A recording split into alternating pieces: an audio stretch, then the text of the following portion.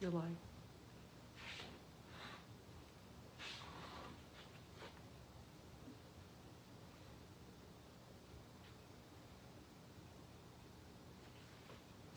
Good morning and welcome to our worship service this morning.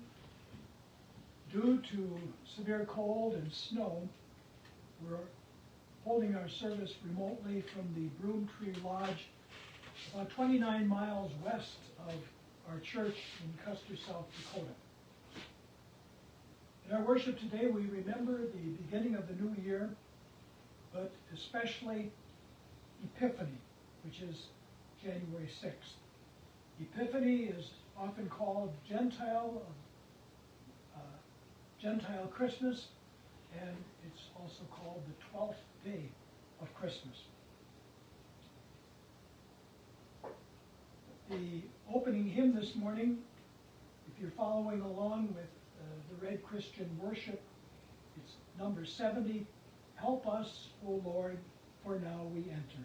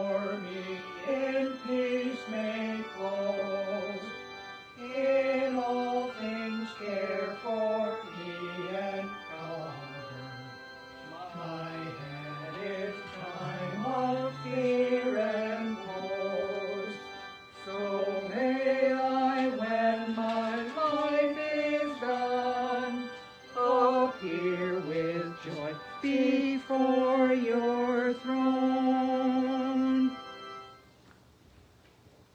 I rejoiced with those who said to me, Let us go to the house of the Lord. How lovely is your dwelling place, Lord Almighty. Blessed are those who dwell in your house. They are ever praising you. The Lord is near to all who call on him. To all who call on him in truth. Show us your unfailing love, Lord, And grant us your salvation. The glory of the Lord will be revealed, And all people will see it together. The Word became flesh and made his dwelling among us. We have seen his glory, the glory of the one and only Son, who came from the Father, full of grace and truth. Let us pray. Almighty God, grant to your church the Holy Spirit and the wisdom that comes from above. Let nothing hinder your word from being freely proclaimed to the joy and building up of Christ's holy people, so that we may serve you in steadfast faith and confess your name as long as we live. Through Jesus Christ our Lord, who is alive and rules with you in the Holy Spirit, one God, now and forever. Amen. The Old Testament reading for Epiphany, and also our sermon text today, is from the prophet Isaiah chapter 60, the first 6 verses. Arise, shine, for your light has come, and the glory of the Lord rises upon you. See, darkness covers the earth, and thick darkness is over the peoples. But the Lord rises upon you, and his glory appears over you. Nations will come to your light, and kings to the brightness of your dawn. Lift up your eyes and look about you. All assemble and come to you. Your sons come from afar, and your daughters are carried on the hip. Then you will look and be radiant. Your heart will throb and swell with joy. The wealth on the seas will be brought to you. To you the riches of the nations will come.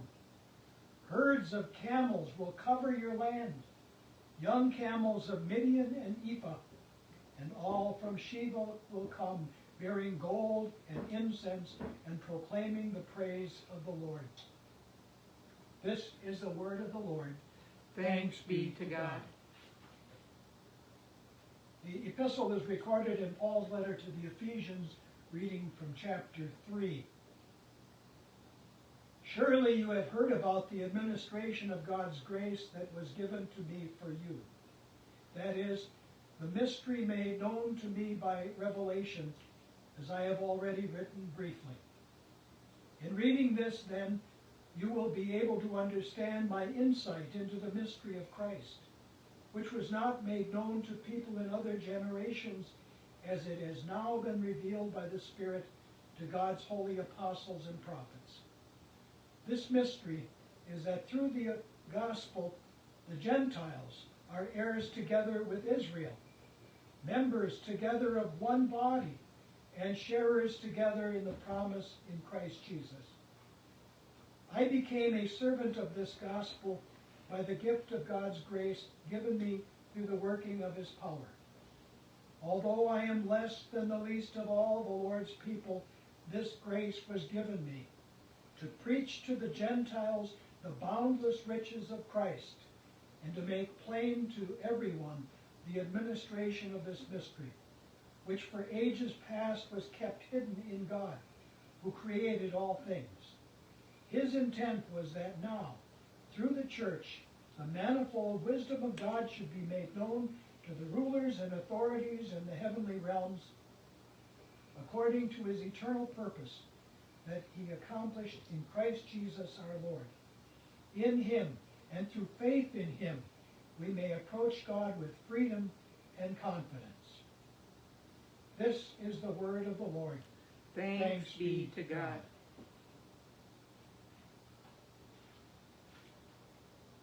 The Holy Gospel is recorded in Matthew chapter 2, the first 12 verses, the story of the coming of the first Gentiles, the wise men from the east.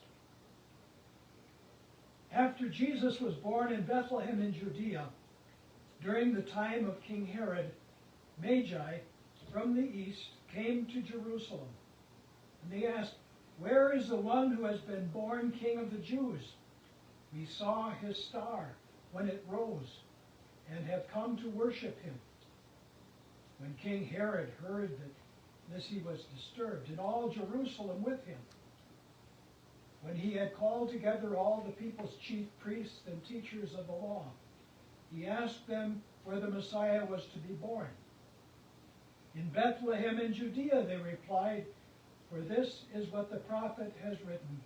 But you, Bethlehem, in the land of Judah, are by no means least among the rulers of Judah, for out of you will come a ruler who will be shepherd for my people Israel."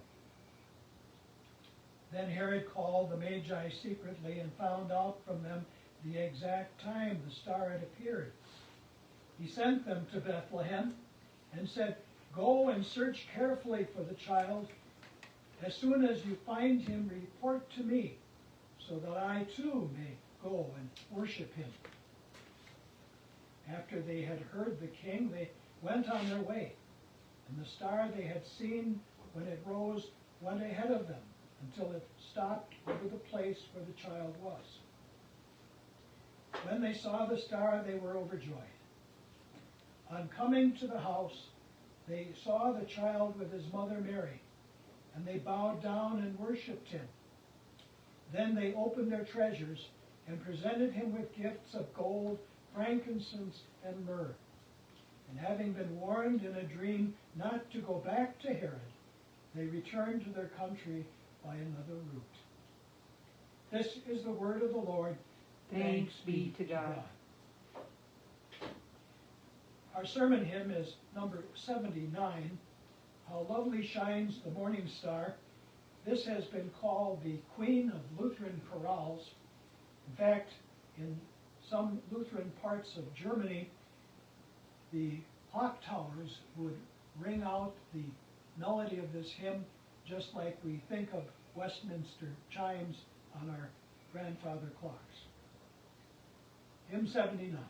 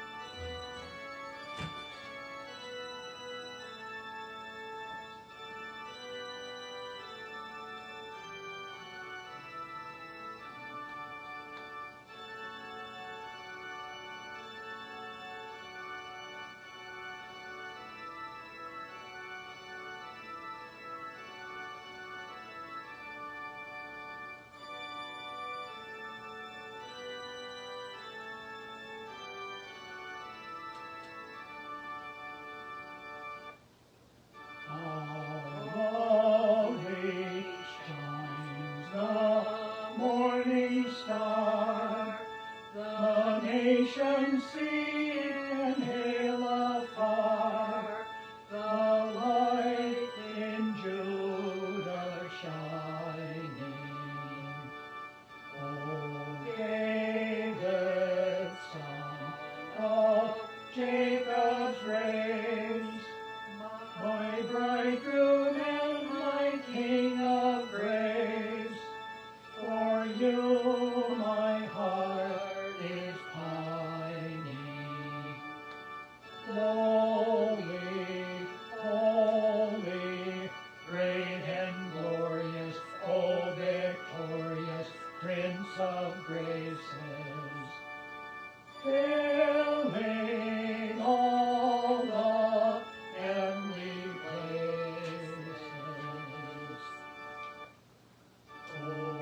Highest joy by mortals won, true Son of God and Mary's Son, the high-born King of ages. In your blessed body let me be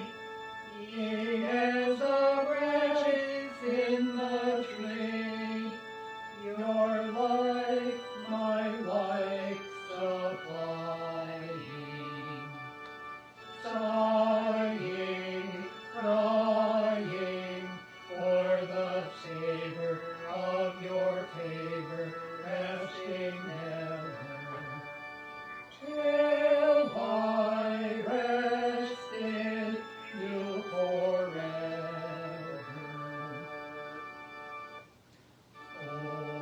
Almighty Father, in your Son, you love the air you have begun, this ancient world from creation.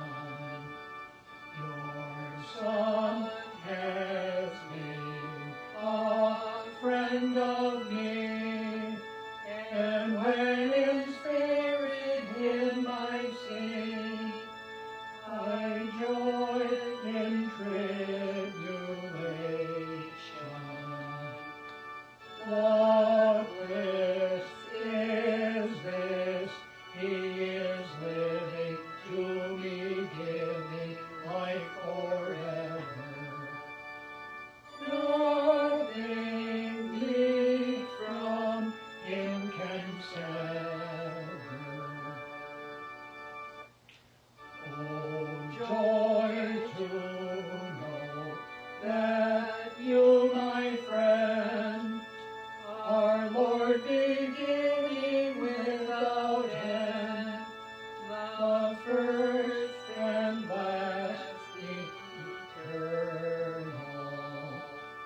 And you at length, oh glorious grace, will take me to that holy place, the home of joys eternal. Amen, amen. Come and meet me, quickly greet me with deep yearning. Lord, I look for your returning.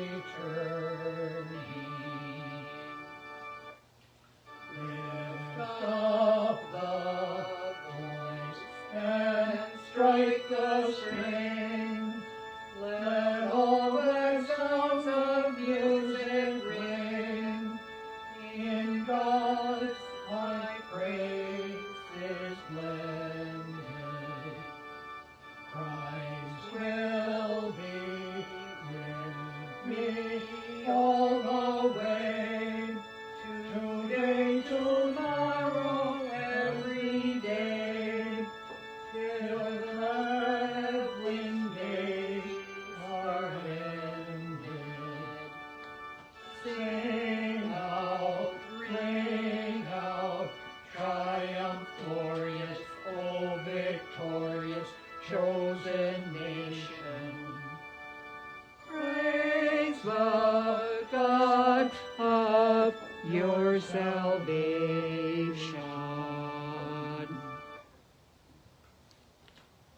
Grace and peace are ours through our Lord Jesus Christ. Amen. Again, our text is from the Old Testament reading, Isaiah chapter 60, verses 1 to 6.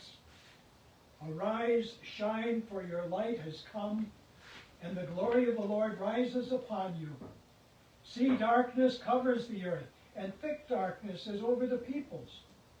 But the Lord rises upon you, and his glory appears over you.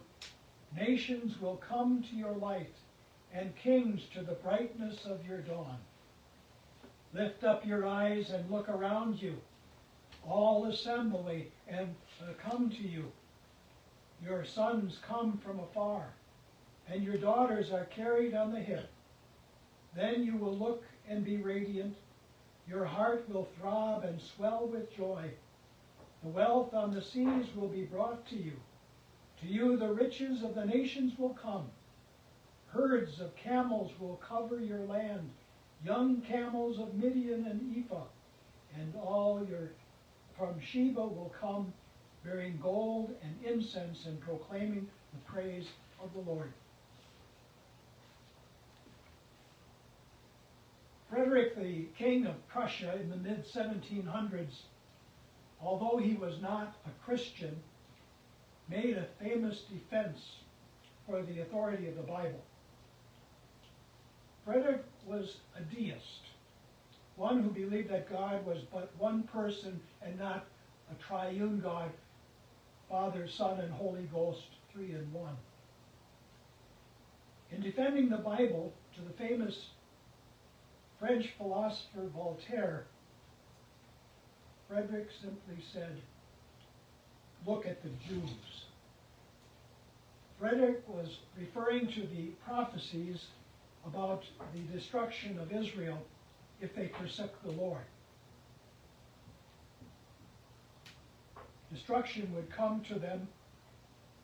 Those prophecies came true. This morning on Epiphany, let's take a look at it more positively. In our text, we have a prophecy concerning the rise of Israel, and through Israel, the rising of the Gentiles. We today can see in the fulfillment of prophecy the authority of Scripture. The prophet announces, "Zion, your light has come, light for Israel, light for the Gentile world. Arise, shine, for your light has come, and the glory of the Lord has risen upon you. For behold, darkness will cover the earth, and deep darkness the people. But the Lord will rise upon you, and his glory will appear upon you." The glory of the Lord has risen upon you. These words must have raised the eyebrows of many of Isaiah's early readers and hearers.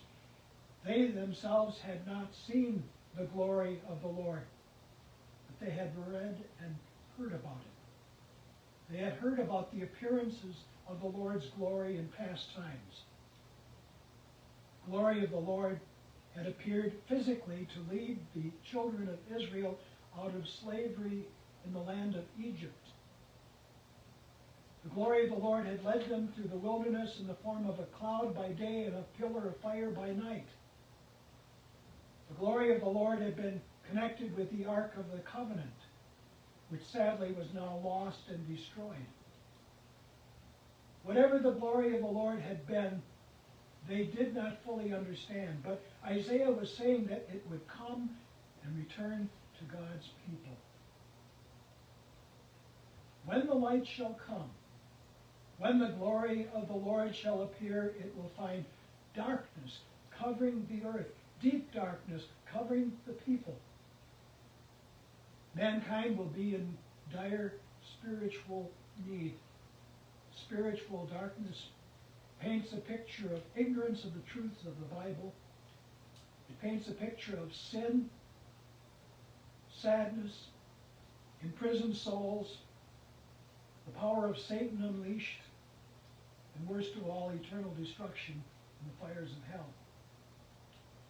This darkness upon the earth in the hearts of mankind will suddenly be pierced by the light, the glory of the Lord, which shall appear to true Israel at the coming of the Lord Jesus. Just as darkness symbolizes spiritual ruin, the coming of the light symbolizes spiritual truth. All that is good, life, joy, good fortune, eternal salvation. This is light for Israel. Zion, your light has come, Isaiah foretells. But just as light does not stay centered in one place, but scatters throughout the room, this spiritual light will not stay centered with Jewish Christians. Well, the Old Testament Christian church was basically a racist church with little mission outreach. The coming of the light, the glory of the Lord, will be a light not only for Israel, but also a light for the world. As the light dawns upon Zion, imagine for yourselves the light beginning to reach beyond the borders of Palestine, revealing the faces of people from every nation and tongue, brown, yellow, red, and white. Isaiah says to Zion that these non-Jews these Gentiles will actually become your sons and daughters. He says, lift up your eyes round about and see. They all gather together. They come to you. Your sons will come from afar, and your daughters will be carried on the hip. Although they will be Gentiles, they shall be true sons and daughters of Abraham, known as the father of all believers. They shall be true spiritual Israelites. On that day, God's promise to Abraham in Genesis chapter 12 will come true. In your seed shall all the nations of the earth be blessed. Not only is the promise of the Messiah for the Jewish people, but for the people of the whole world. Verses 5 and 6 give a description of these new Christians arriving in the streets of spiritual Jerusalem, the Christian church. Then you will look and be radiant. Your heart will throb and swell with joy. The wealth on the seas will be brought to you. To you the riches of the nations will come.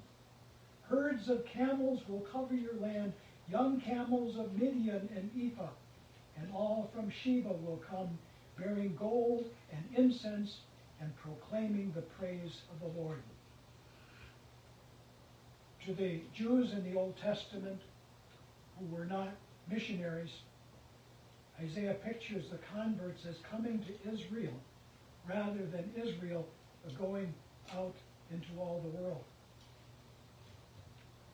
First, Isaiah pictures the abundance of the sea coming to Israel.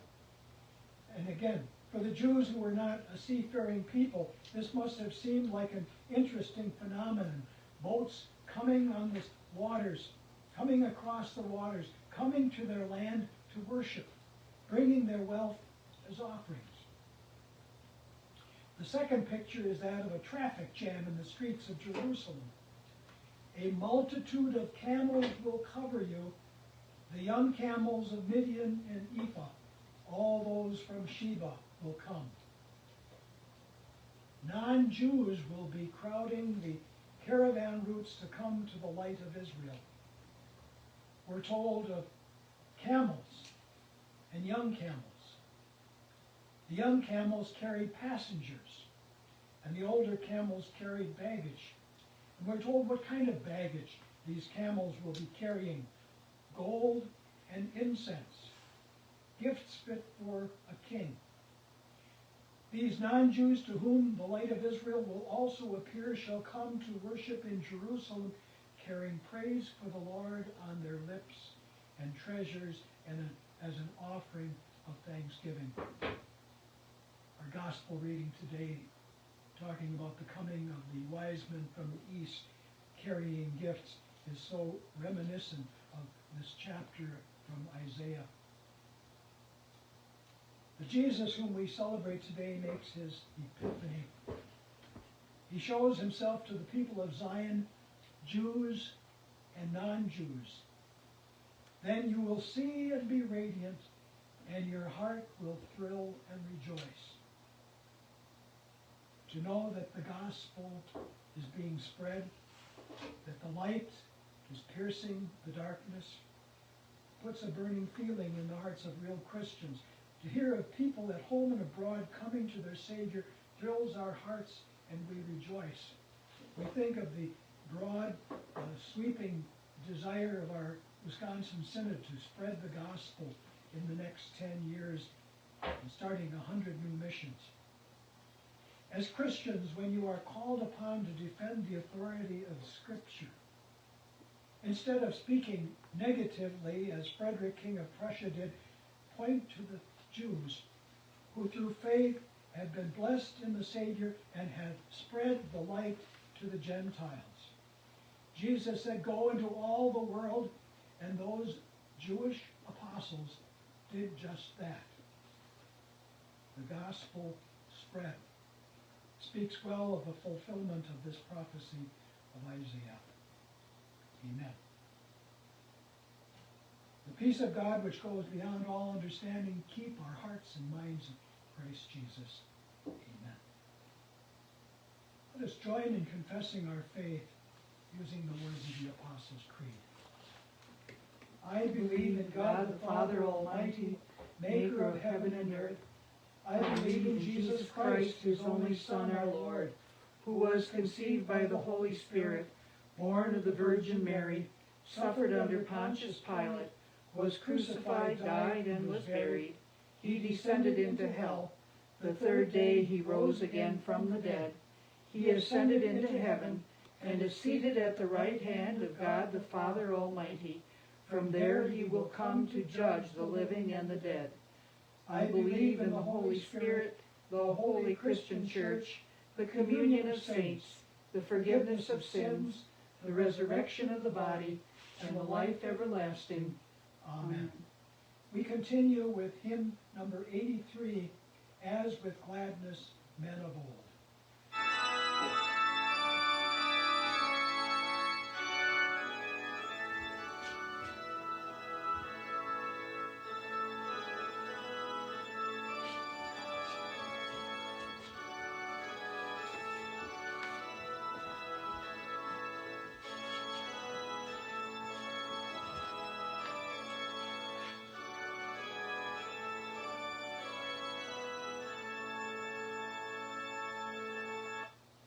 As with gladness men of old did the guiding star behold, as with joy they hailed its light, leading onward, beaming bright. So most gracious Lord, may we evermore your followers be. As with joyful steps they step, Savior, to your lowly bed, there to bend the knee before you, whom heaven and earth adore. So may we with willing feet ever sing your mercy see.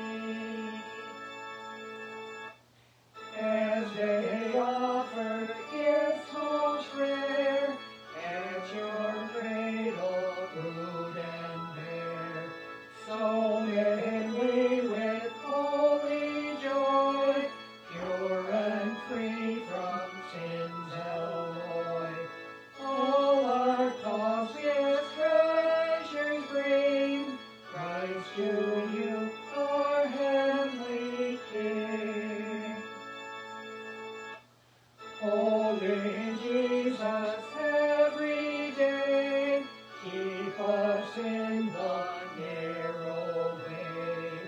And when earthly things are past, bring our ransomed souls at last, where they need no star to guide, where no clouds your glory hide.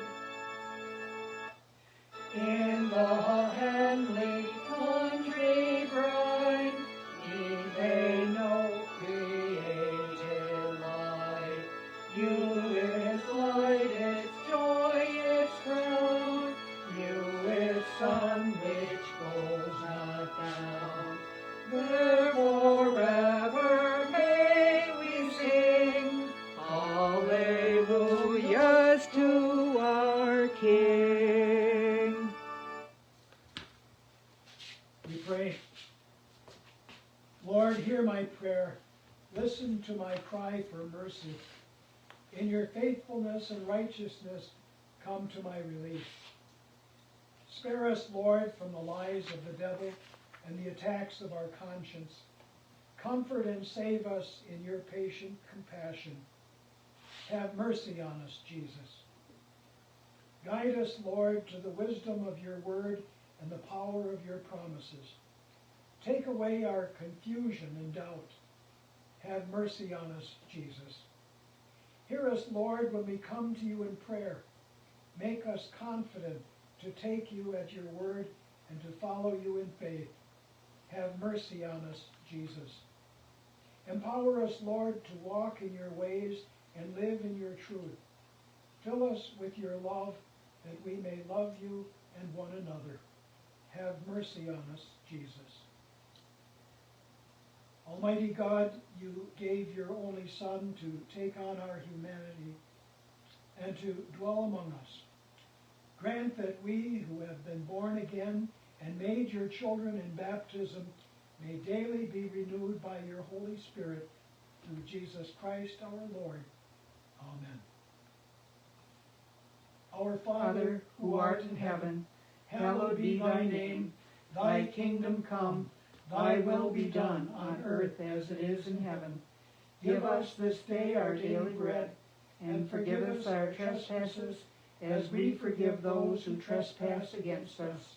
And lead us not into temptation, but deliver us from evil. For thine is the kingdom, and the power, and the glory, forever and ever. Amen.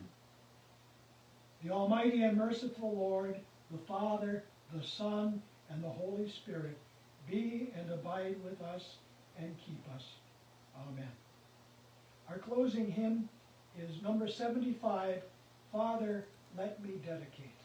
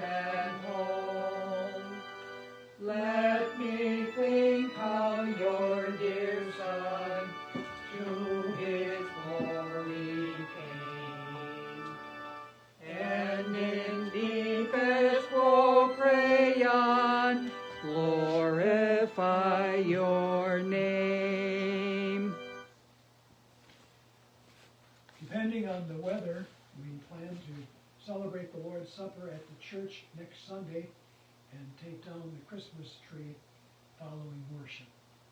Thank you all for being with us this morning. God bless your week.